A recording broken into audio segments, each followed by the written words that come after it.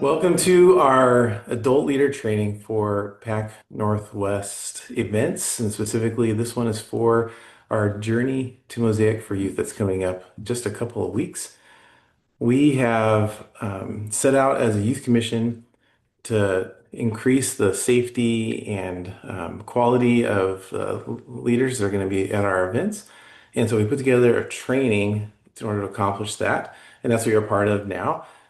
This is our first shot at it. And so we would just appreciate a little bit of grace if we seems like we're kind of still figuring things out. I think we got a good plan, but this is our first shot at it. So if it feels like a first time, you'll know why. So this is going to be for people that that are going to go to the Journey to Mosaic. And we'll also be doing a similar training for Thunder and for Mud. We plan on this to be about an hour long, and we hope to have a question and answer time at the end that may go into the beyond the hour, so if you can cut out at the end, but we're hoping the actual training part will be about an hour. So we do have a handout that goes along with it. The link to it, if you want to follow along on your computer, is in the chat. And we will send a link to this along with the recording later. So if you'd like to pursue it later or peruse it later, you're welcome to. We are not going to cover every word that's in there. That would take us way too long. It's like 17 pages long. So we're going to kind of like fly over it today with the expectation that you are going to take the time to read it carefully later. Okay. So we are doing this because we want to make our events and our investment in them the best it can be. And so for them to have the best possible experience at our event, we're doing this together. So what I'd like to do, I'm going to share my screen and then we'll have some slides that we'll be going through. And the first thing I want to talk about, we've done our welcome, is the heart of great leadership. So as we come into what we're doing with our students and our events, the first thing is going to be to make sure that our hearts are in the right place. And so there's five things here that I think really set up a heart for great leadership. And the first one is to lead like Jesus. And as we know, we look at scripture that Jesus came to serve and not serve. And so we ask you, when you come to our events, to embrace humility instead of pride and hold a posture of curiosity instead of defensiveness. We also ask you to lead proactively. That means we would love for you to look at the situation that's going on around you and ask yourself what needs to be done and then do it, not expecting others to do it for you. We also ask you to lead flexibly. Situations are change and experiences are not always going to be met. And so in the midst of the chaos that can be sometimes an event, we ask that you would lead with flexibility with an optimistic outlook, but also to lead encouragingly. What we want to ask all of our leaders to do in our events is to consider themselves to be disappointment shock absorbers. So sometimes things will go the wrong way and it won't match up with your expectations. And that'll happen for your students. And you're there to help be a shock absorber for that disappointment. And you're not there to share your disappointment with them. If you need a shock absorber, we ask you to come to one of our leaders or find another adult to confide in. And then lastly, we hope that you would lead authentically. We don't expect you to be perfect. We want you to model to students what it looks like to navigate our human shortcomings in a Christ-like manner. So that's the what it means when we talk about having a heart of great leadership. We are going to move on now and talk about some essential skills that we would expect every one of our leaders to be growing in, to be aware of as we go along. And I'm going to pass it off to Christy, who's going to lead us through the first part of this section. Thanks, Eric. Yeah, so when you are at a youth event, there are a lot of things that are going on, especially at overnight events. And so, one of the things that it's really important for a youth leader to be able to do is to help manage the schedule and the group flow. And so, a key part of that is making sure that the students know where they're supposed to be, when they're supposed to be there. We always recommend having students like take a photo of the schedule that's been published so that they know where they're supposed to be and make sure that they know like what's coming next. And letting them know, I find it's helpful anyway to let them know like there will be time for these sorts of things at this later point in the schedule, but right now, we're focusing on this or whatever. So let them know what's coming next and why it's important, um, and when they need to be where. We also encourage you to make an intentional plan for long blocks of free time. So, if your students are going to be in different spaces and doing different things, make sure you know who's going where and when. Ask them to let you know that, and then you can plan out your time. In the training manual, you'll see some examples for like how we would suggest doing that at a retreat.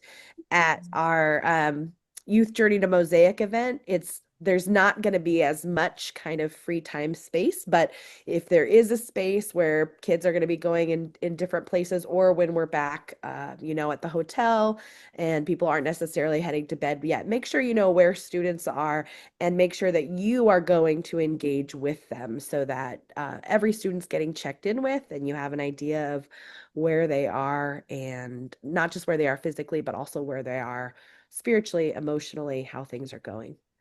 We encourage you to engage with your students, not just to watch them, but to participate in the activities and the events that they are doing, whether that be during free times and fun things, or learning engagement and prayer activities, those sorts of things. And then make sure that you are also spending time getting together with any other leaders from your group and going over what happened that day, what things maybe need to be adjusted, but then also looking forward to what the next day's schedule will have in store so that you can communicate like and tag team who's going to be doing what or who will be where. And if you are kind of managing your schedule in that way, you'll make sure everybody is covered during that time. So, Tim. Yeah, so now we're going to switch over to caring for students and just kind of the second part of these essential skills that we're discussing here tonight. And the main kind of idea behind this is having a shepherding heart for your students as a leader. If you are the youth pastor, you have that word pastor in your title, but if you're a volunteer or somebody on your leadership staff, you are still caring for students, you're still shepherding, right? So we want to encourage all of our leaders at all of our events, our adult leaders, to have this shepherding heart. So be a shepherd to your students, go at the pace that your students need to, watch them carefully, notice what is going on, and adjust to respond to their needs. And I would just encourage you also, first off, to be more aware of health concerns. So that might be dietary restrictions or medication needs. And sometimes you need to do a little bit of communicating with the place that you're at. So if you're at camp, you might need to address the dietary restrictions with the people in the cafeteria. Monitoring for signs of exhaustion, dehydration, or illness. Encouraging students to just practice good hygiene in general, to drink water and get good rest, to wash their hands. Carrying a first aid kit, and just being ready for minor injuries and those kinds of things, right? Cuts, bee stings, allergic reactions, and then have a sense, like, know when and how to involve medical professionals. When is it serious? When is it just something that you can address either as the leader or bringing them to the camp nurse or wherever you're at, if there is a medical professional there. And then just watch for overeating junk food. I had a student once tell me or show me they had one of those sticks that you dip in sugar, and then they had the spray and they had the ring pop. And they were like, Pastor Tim, check this out. And I got sick for them watching that happen. So this is not uncommon, but as kids have stomach illnesses and that kinds of thing, just be aware of what's going on with them. You don't have to police their eating, but just kind of being aware of what's going on. And then, so that's health, but then we've also got social concerns. Sometimes we can just practice the ministry of presence. Being nearby is enough. We don't have to have a solution. They just need to know that there's an adult there who cares, who can help and respond if needed. And then watch for students who seem withdrawn, who are overwhelmed or struggling. A lot of these events have like very important and can topics and what we talk about and our spirituality is very personal and very meaningful. So it's not unusual for a kid to be thinking about some challenging stuff while they're at retreats or camp or wherever or a youth group. So know when to listen, when to encourage, and when to refer them to senior leadership. That's super important. All right, Eric. One of the key skills of being a leader at camp is leading small groups. Small groups potentially can be one of the most impactful moments for students, and your approach to it is key. Keep this in mind as you approach small groups, that students don't care how much you know until they know how much you care. That sounds kind of pithy, but it's really true. We don't have time to read through all of these things. I would encourage you to take the time to read through what's in the handout because it's very helpful, but I would break it down to three real things. Make sure you come into small groups prepared. So we'll provide questions to lead into small groups, have read those ahead of time so you get a sense of what they are, knowing that they're just tools. Your goal isn't to get through them, but to use them as to spark conversation. Secondly, um, come in with a plan for how you're going to approach your group of students. If they're really wild, they might be different than if they're real chill, nice, easy to get along with kids. And then the last thing is to always practice this idea of doing of a 70-30 rule, which means you as a leader should never be talking more than 30% of the time. Practice asking good questions to encourage students to be talking. This isn't your time to lecture or to teach or to show what you know. Instead, it's a time to get students to be talking about what's on their mind, ideally what's going on in their heart. So that's the just kind of quick overview of some key things for small groups. We're gonna just keep it moving for the sake of time, and Chrissy's gonna talk about cabin and room management. Yeah, if you look at the guide, the manual that we've linked to you there, you'll see there is some specific feedback guidelines for really they're kind of written for when you're there in the room with students. That's going to be a little bit different at YJ2M because leaders will not be housed with students.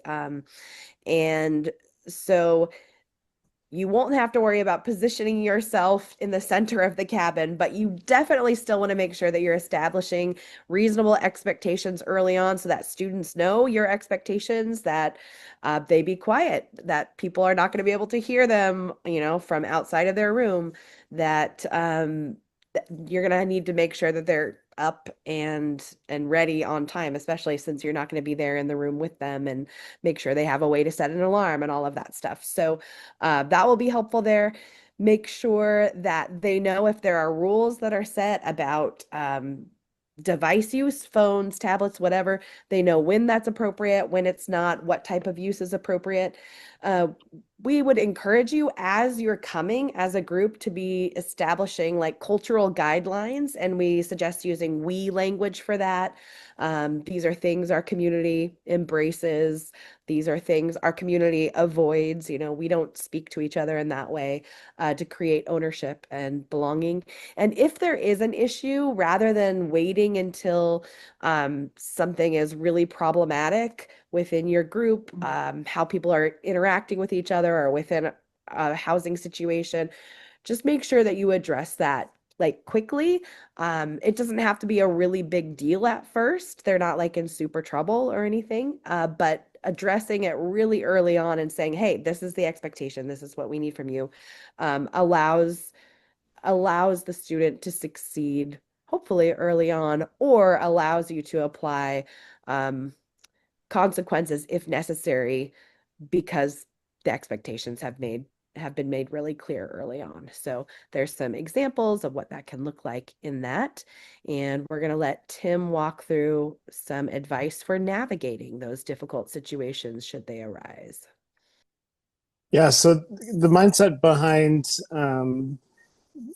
conversations with students in difficult situations is that every behavioral challenge is an opportunity to point students towards growth and towards God's grace. And if you've done youth ministry for a while, you know that most oftentimes like these kinds of events are rare, but when they do happen, um, just you don't need to do it alone. I would encourage you to, if you have another team member there with you, to discuss, to get another adult involved and say, can you help me out with this situation, right? You don't need to be a superhero. Again, you're that shepherding pastor, right? If it's appropriate. So when issues do occur, um, you can see a bunch of the steps that you can take in the handout. But one of the key words here is de-escalation, right? And still maintaining respect and care for the student in the midst of a difficult and a moment of struggle for the student. Remember the whole story of this student and the whole person that you're talking to. And this is just a situation, right?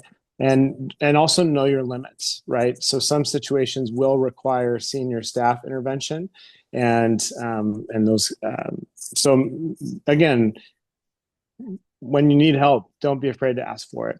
And then during escalation, just knowing the difference between typical teenage behavior and concerning patterns. Again, this might be a good moment to talk with someone, to senior staff or to a teammate, and say, "Hey, this is concerning me," right? And again, informing senior leadership or event staff of these significant issues, and then documenting, right? Taking the time to actually kind of put words to what happened and what you saw and what you experienced. Hopefully, this is not something you have to deal with often, but we just want to be prepared for as much as we can be prepared for.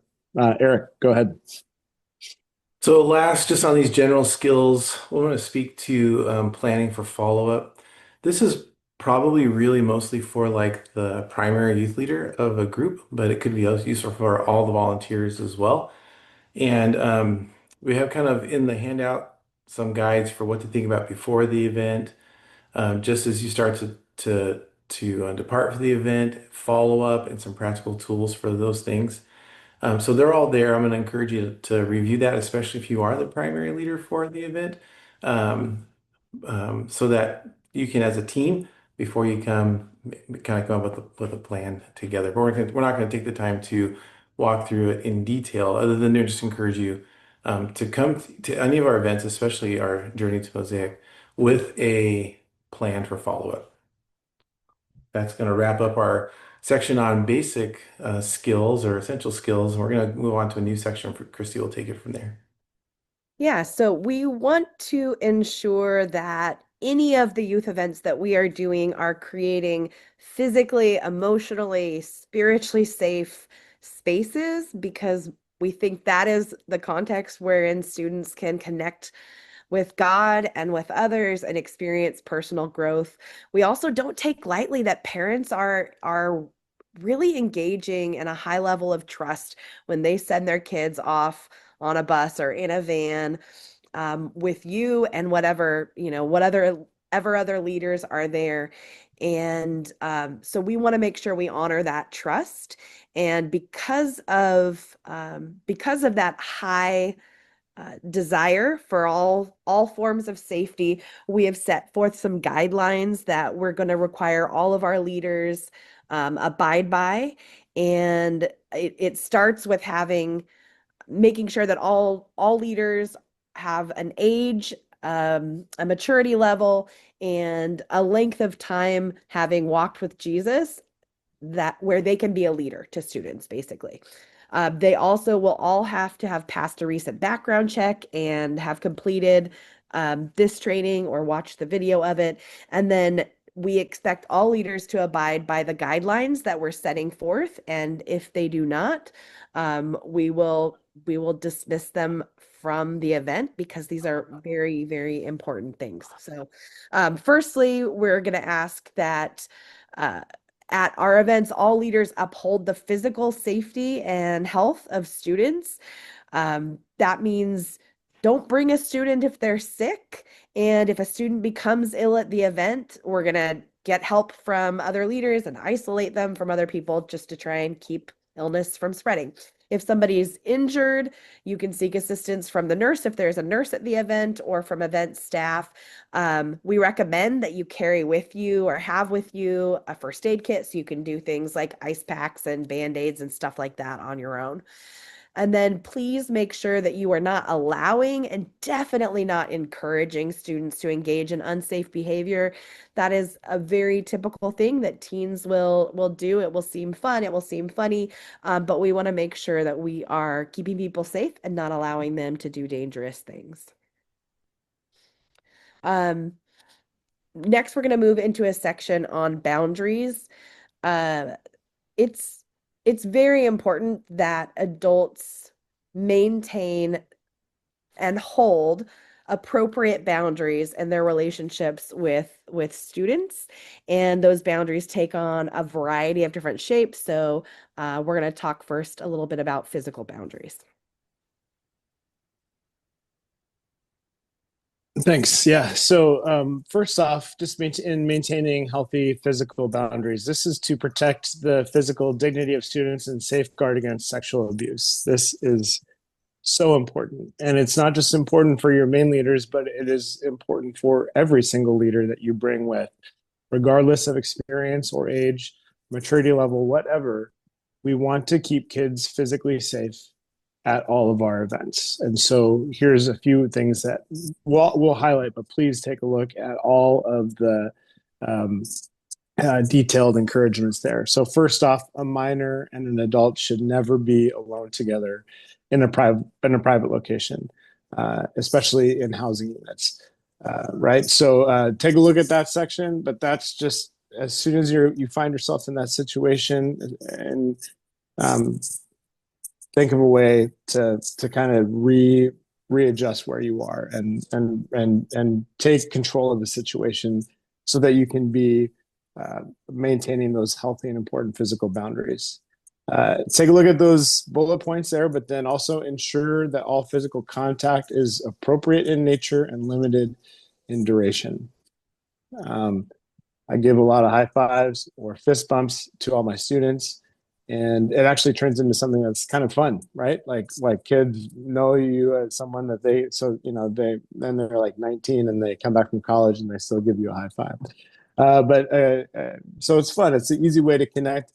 And again, we want to be appropriate, right? We want to be encouraging and safe to be around with all of our students. So take a look at all those bullet points. Adults and minors should not share a bed, and utilize the bathroom for changing clothes to avoid nudity in front of others and sleep appropriately clothed.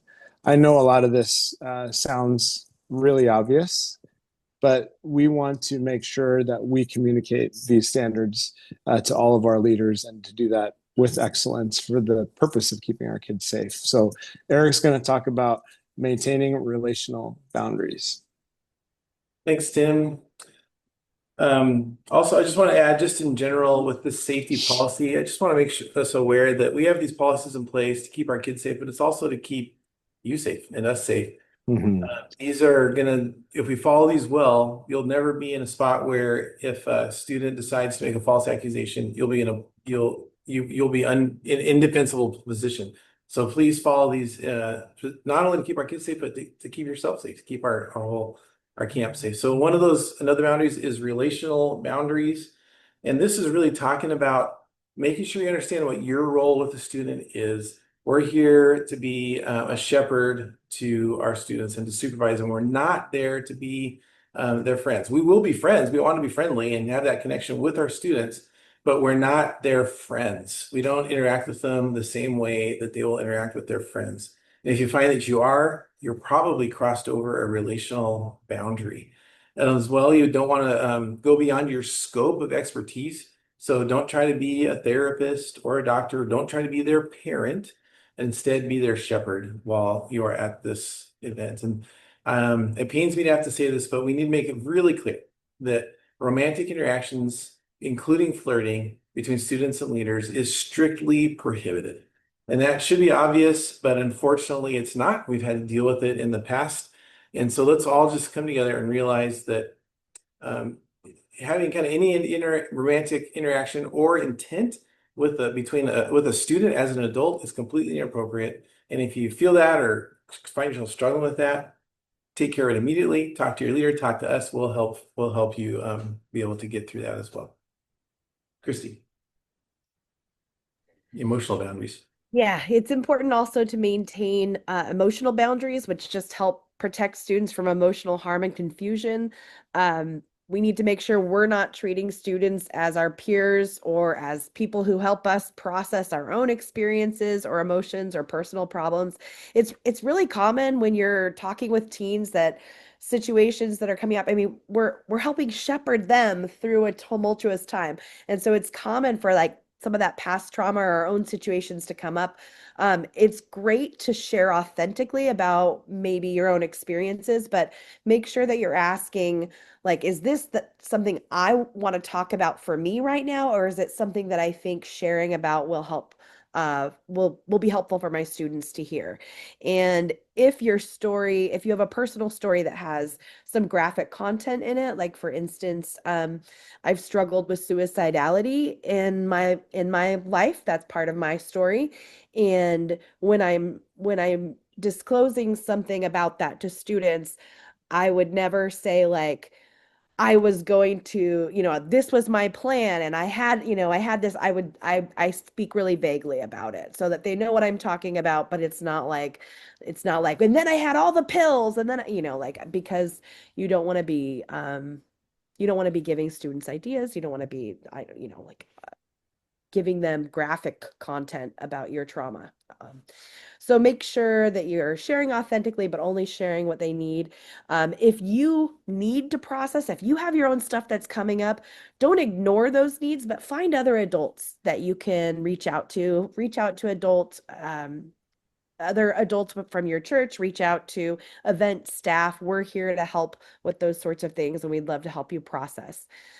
Also, make sure you're helping protect students from their own over disclosure. It's pretty common at retreats that students will maybe start to share and start to talk about some of their own story. And while you want to honor that vulnerability, you also want to make sure that that they don't share so much or so much in graphic detail about their own story that that's something that they would regret having disclosed later on. So it can be good to affirm their honesty, but then maybe transition a conversation if it's really detailed into a different context where maybe you're talking with them one-on-one or one-on-two or something like that. So those are a couple of ways to protect students emotionally. And Tim's going to address spiritual boundaries.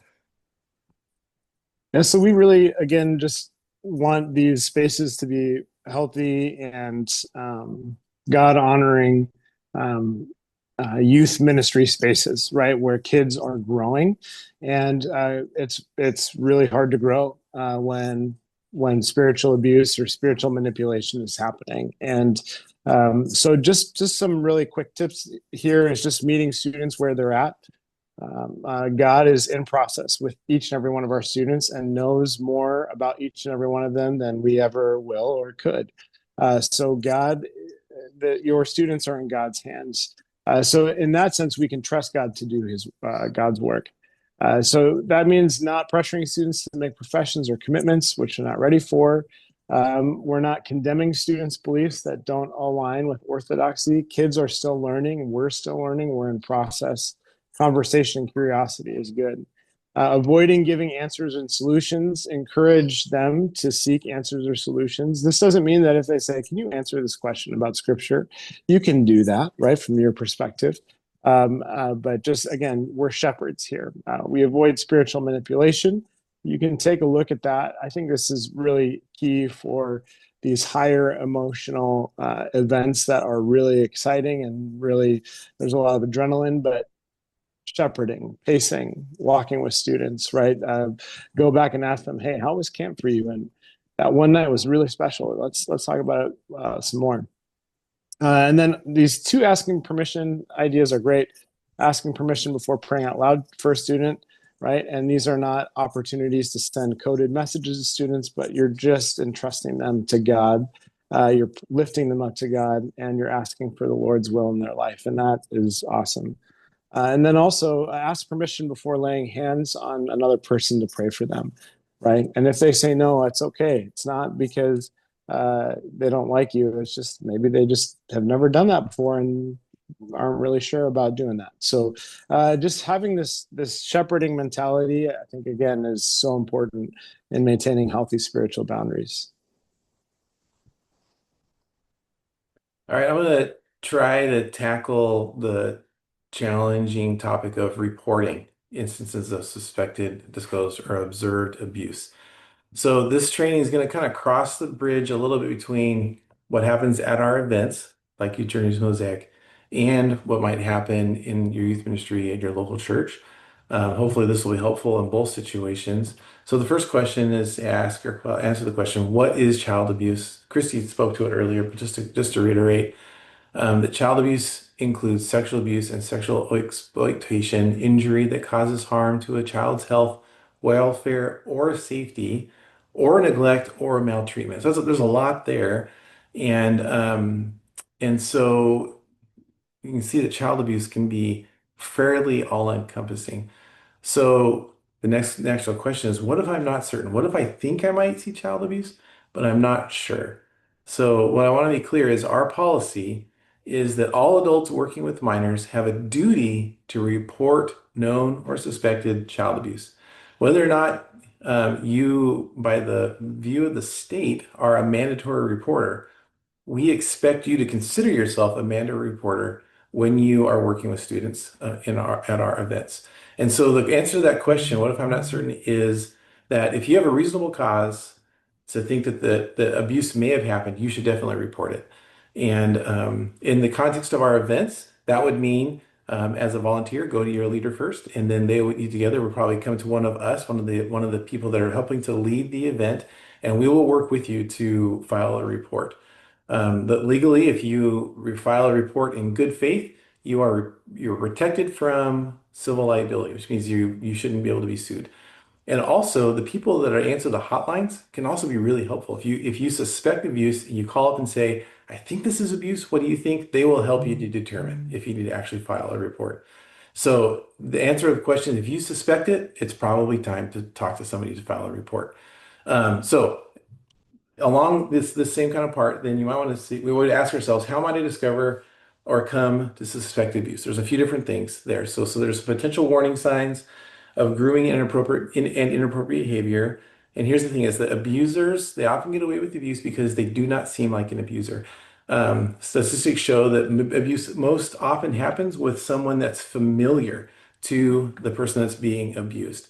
And so they're sometimes a trusted person in a community and such. So here's some like red flags. If they are resisting safety guidelines, the very things that we're talking about right now, that's a red flag, and you should pay attention to that. But even more specifically, if they single out a particular student, and that could mean they're singling them out for praise or gifts. It could be physical attention. It could be that they're spending a lot of time with them, finding ways to insert themselves into their lives. But it can also be the flip side. They could be singling out a student to show them negative attention or to be abusive verbally in other ways. So those are some potential warning signs that someone might be an adult that is grooming a student or a child. Um, you might see abuse in a student as well. There are different kinds of things that you can look for. Signs of physical abuse include frequent injuries that are mysterious, they don't make sense, they're unexplained. Um, the One of the things that's kind of like a red flag is if students start wearing very baggy clothing that covers their body, especially in unusually warm weather. That can be a fashion statement as well. But if it seems weird, it might actually be weird. And pay attention to things like sudden changes in behavior. Fashion, we talked about, academic performance, interests. Those are all signs that something deeper might be going on. It might not be abuse, but something is going on. Pay attention to those things. There might be something there that you want to pay attention to. You may also witness another teen or adult grooming or abusing a minor. You might actually see it happening, like you're seeing, wow, something's happening there. So the number one thing to do is to separate that student from that adult. And then we want you to loop in a group leader and an event staff and make sure you support that student as well as you can and continue to care for them even after the retreat. And this is probably the most common way you're going to find abuse is one of our students will disclose it to you. You might be at the event and an emotional moment has happened. and they say, I have something to tell you. And so there's couple key things. One is never promise to keep secrets. Don't ever tell a student this is just going to be between you and I, and no one's ever going to know because, like we said earlier, you're actually we're actually mandating, requiring you to report it if it's necessary. So, if appropriate, you want to let the student know that you will be careful with the story, but you must report the abuse. If you can tell like a student's moving that direction, like they might be about to disclose abuse to you, I would interrupt the conversation and say, just so you know, I'm here for you. And I'm going to care for you, but that might include that if you disclose something like this, I'm going to have to report it. Then how do you report abuse? If you think that it's happening, you think that it's gonna that you have suspicion or something like that. In the context of our events and retreats, speak to your group leader or the event director, and we'll walk through the process of reporting with you at our retreat. The But in our packet, we've included for your reference details about how to report in the case of finding abuse in your church, because that's also really important. On the slide are the numbers for Washington and Oregon, and a website where you can get information on that. But there's also some more steps, some more things that we would encourage that you make sure that you're prepared. You should have a plan in place. If abuse comes up, it just triggers your plan and you activate it and go for it. So this part that we just finished was actually the impetus for this training because we realized how important it was to make sure we're all on the same page, that every leader is going to help make sure that our children and our youth are safe at our events. And so after we're done here, please take time to read through it in detail, perhaps even take time as a team when you come to our events to walk through this material so that we make sure everyone's on the right page. All right, now we're going to move on to a whole new topic, the last little bit. Here we're going to talk about race and cultural sensitivity training, and I'm going to pass that on to Christy to kick us off there. Thanks, Eric. So, particularly for our Youth Journey to Mosaic event, um, we are going to be delving into issues that surround race and ethnicity. And so conversations are going to be had and experiences are going to be experienced. And we want to make sure that we are doing what we can to avoid racist incidents at our youth events and to prepare all leaders to respond with grace for all involved when a racist incident does occur at our conference events. So we want to start with just a little bit of kind of defining our terms and talking about racism. What are we talking about here? And we want to start by recognizing God's heart for justice. Micah 6:8 reminds us that what does God want from us? God wants us to be pursuing justice, balancing that out with mercy, and then being in a humble relationship with God. We see throughout Scripture that God commands us to care for the widow, the orphan, the foreigner, those who are at the outskirts of society. We see in Jesus' ministry the way that he included others, the way that he upheld Samaritans or foreigners as the ideal in some of his parables and stories, the way that he touched those with leprosy. We see that Jesus is gentle with people who are on the outside and kind of reserves his harsh rebukes for those who feel like they are better than in some way. And he is disruptive into temple practices that are holding people apart. So we believe that justice is a core part of what it means to be a follower of Jesus. And we understand that most Christians would say that they're not racist. Most Christians don't desire to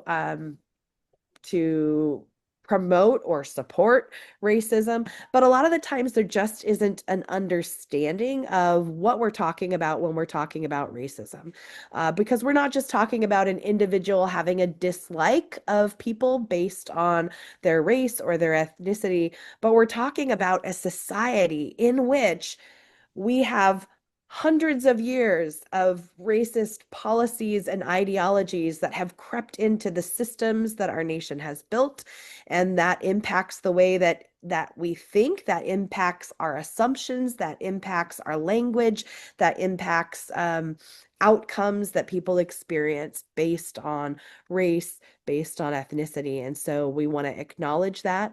And we would ask that all of our leaders be willing to adopt Jesus' posture of compassion for those who are hurting, for those who are in a more vulnerable position, for brothers and sisters who say, this is something that I am experiencing, and that we would be willing to listen and not become defensive. So we want to define our terms a little bit when we talk about race. We understand that race is a social construct, not a biological reality, but it is socially a reality that we use often to categorize people. So race is kind of those larger categories that people have created to categorize. Ethnicity is maybe a smaller category. Ethnicity would be people who have a shared cultural heritage that often would include a shared language, religion, traditions, that they come from a similar place, or the same place. So race and ethnicity have to do with those categorical things. When we talk about prejudice, prejudice is having preconceived opinions or attitudes about a group of people, often negative. And of course, when that's sneaky is when we don't recognize the prejudice that we hold, when we have these assumptions that are kind of under the surface.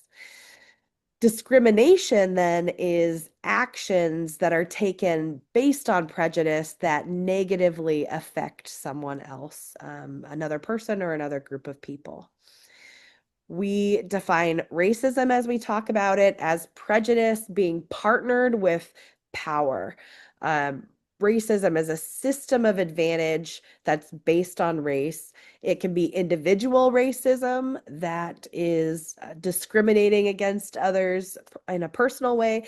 It can be institutional or systemic, where systems are built in a way so that not everybody has the same access or opportunity or outcomes within like a legal system, within education systems, housing systems, all sorts of systems that racism has crept into. So individual racism would be a prejudgment, a bias, or discrimination by one individual toward another individual or another group of people based on their race.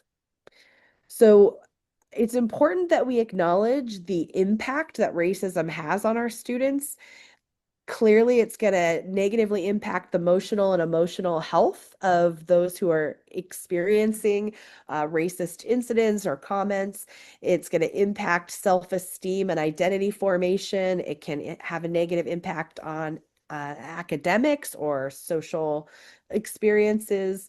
And it's really important, as we are having conversations about race with young people, that we listen well and validate their experiences. But I also think it's really important for us to recognize that that racism doesn't just negatively impact those who are experiencing it, it also impacts those who are perpetuating it as well.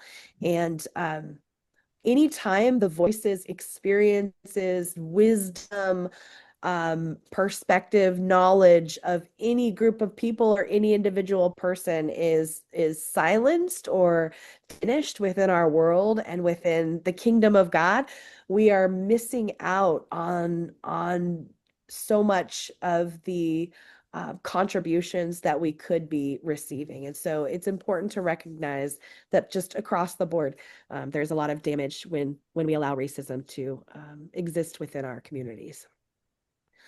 Tim is going to talk a bit about our work to prevent racism at our events. Yeah, so it's impossible to address every prejudgment, bias, and discriminatory tendency in every student and leader in all of our groups. But I think we need to have, and many leaders already do have, a heart of care and concern and compassion for others who are different from them in our world already. Like it's just so important to have that openness and that hospitality and that generosity towards others. And again, as shepherds, we're not shepherding a homogenous group. Oftentimes, our groups are diverse. They're multicultural, and they're people from who speak different languages and have many different experiences. And so, our openness to our students and wanting to be good leaders in youth ministry should translate towards our heart towards others around us. As you and your group head to an event, it's always customary to kind of just lay out the ground rules, right? So PDA, paying attention, our schedule. Uh, but we also want to encourage you to have a conversation with your students about racism and about wanting to start anew, I guess, like live with kingdom values in terms of race and ethnicity. So this statement will be shared with the entire group during the first session of our YJ2M event coming up. But I would encourage you to think about how does your church, how does your ministry incorporate these expectations with your students on a more regular basis? Because we are aware at many large gatherings, youth gatherings, even within the ECC, there have been experiences where people have experienced racism, and it's incredibly painful. And we want to help prepare all of our Pacific Northwest Conference churches to be dealing intentionally with racism in all of our churches. So here's what it would sound like. Respect for every person is a core rule on this trip. All participants are expected to treat each other with dignity. So racist jokes, comments, slurs, and any other discriminatory behavior based on ethnicity, gender, or ability are strictly prohibited and will not be tolerated. Let's work together to make this a positive and welcoming experience for everyone. And in your handouts, there are opportunities to learn more and to find resources that you can teach students with. We're not going to go over those here, but I would just encourage you, and I would encourage all of us to take more steps. And if you are an expert, to reach out and to lead others well, to introduce people into God's heart for justice in response to racism in our world and in our church especially. So you can find some more resources within our denomination, but again, we want to be good shepherds of our students and all of our students, not just some. So let's talk about how we'll respond to racism at our events. Um, we're working with teenagers here, and we know that they don't always have good judgment or make wise decisions, right? Or, occasionally they can be kind of foolish in their actions. And so we know it's going to happen. And what we want to do is be ready to respond to it well. And remember that our ultimate goal, safety of our students, but also along with that, reconciliation and restoration. And if there's an offending party, we want to take care of the person that's offended as well as the person that's made the offense. So there's a couple of categories that this will fall into, and one is what we're calling indirect microaggressions. So these are everyday slights, snubs, and insults. The kind of small things that it's hard to know, like, do I say something about that? Or did they mean it?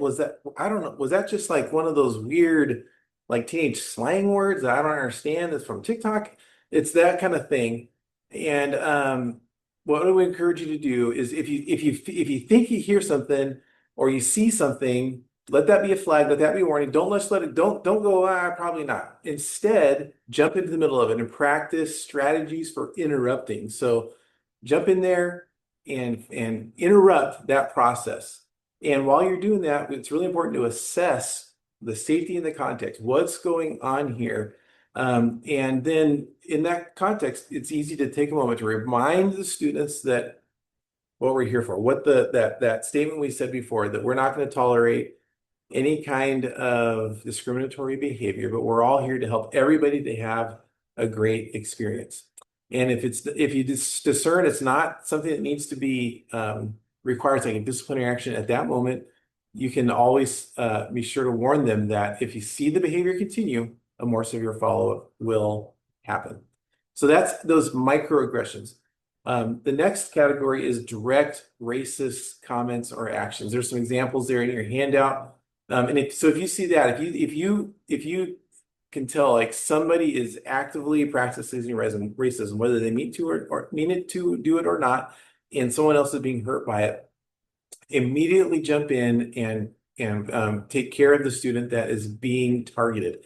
That's our number one priority. Separate them from the situation, give them the support that they need. And to summarize what's there, what we want you to do is make sure the student is safe, and then bring in the staff leadership for the event, the leaders. If you're a volunteer, you're probably a lead or a main youth person leader from your church, and we will take it from there. But there's instructions there to let you know kind of what our follow-up will be. The event director will be interviewing all the people involved.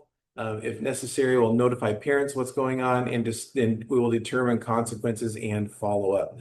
And depending on the severity of what's happening and the student's response, the offending student response, it may require sending them home, but it may not. That's up to the discernment and discretion of the event director, and they'll make that decision in concert with parents and that person's youth leader. This is something that I'm really proud to say we've had very little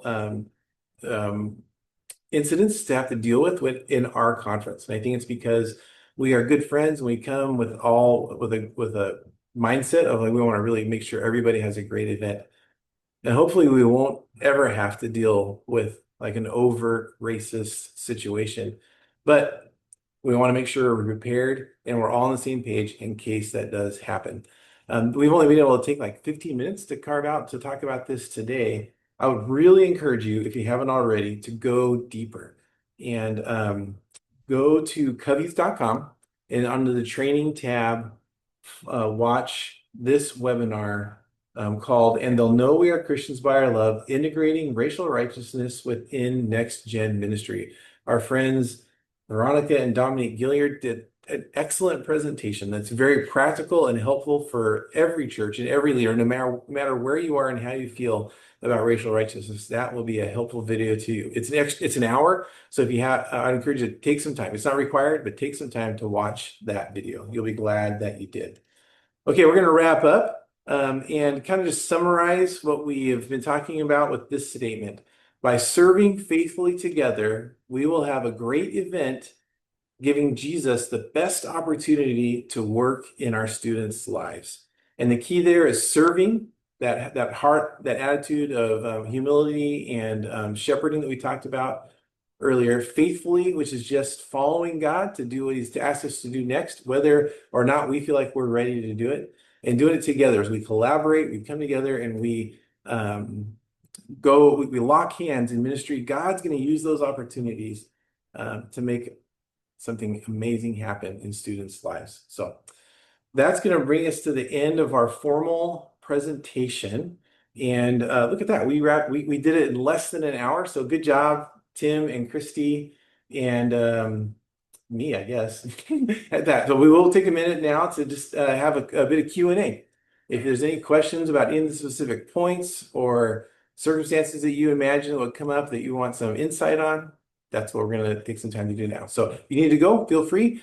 The training is officially over, but we will take some time as much as needed to do some Q&A. Christy has a point. Go Yeah, ahead. but before everyone hops off though, I just want to make sure, well, or we have questions, but I just want to make sure that people remember that you as leaders, you should be gathering with your students within the next couple of weeks in advance of YJ2M to go through those pre-videos that we sent out, one on biblical justice, one on the danger of a single story. Both of those should be good conversation starters, and we provided in the leader manual that was sent out a while ago. We have conversation questions to help you kind of navigate those conversations. So please make sure you do that. And then also make sure that you read through the behavioral covenant that we've provided with your students so that you can talk about that with them. And hopefully that puts everybody on the same page so that we are going into this event with the same heart, with the openness toward one another. And then I've sent out to all of you, I believe, also the link where they can upload, or they can also just fill out the behavioral covenant, say like, oh yeah, I'm agreeing to that, and sign it online. So please make sure that all of your students and leaders submit that within the next couple of weeks. And then also all leaders need to be verified by the group coordinator for your church. So whoever's coordinating that, you need to make sure that you have the background check, the date of the background check, and all the information that we asked you to have for leaders, and go to the link that I emailed you to verify your leaders within the next 2 weeks. Thank you, Christy. All right, any questions? Anyone has follow up?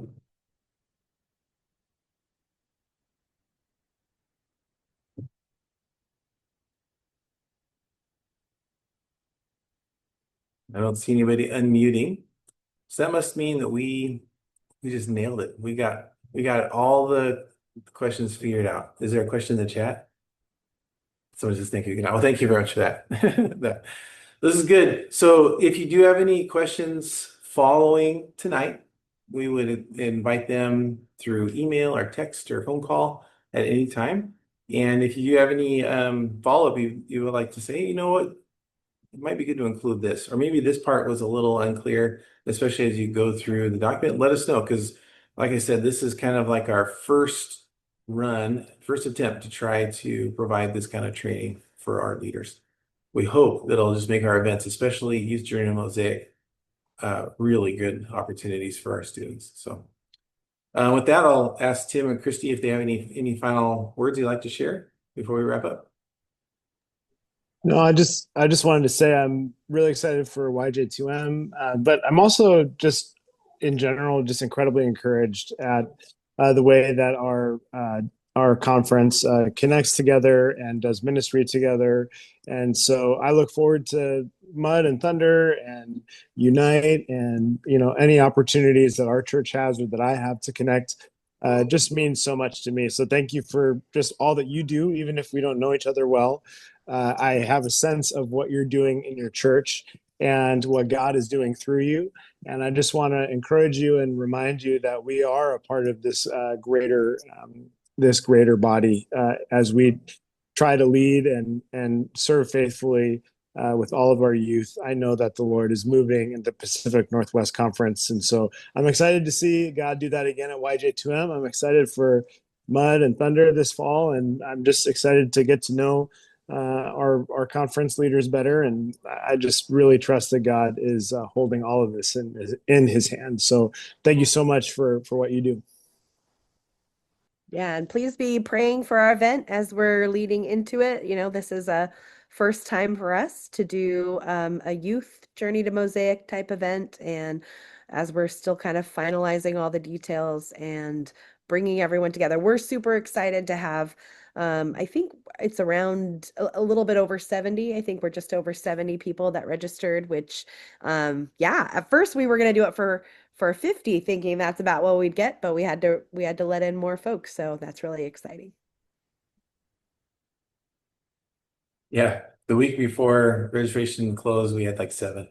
We were sweating at that point, but you guys came through, so good job. In a true youth leader fashion, youth ministry fashion, everybody waited till the last second to register, so we got it done though. So well done. That just justifies having those early discounts, I guess, for our events in the future. Okay, with that, then we'll wrap up. I'm going to turn off the recording. And then we will make it available to you through email. I think Christy will send an email with the recording and the handout, so you can make sure all of your leaders are able to get verified before the event. So thanks again, and we'll see you at Youth Journey to Mosaic.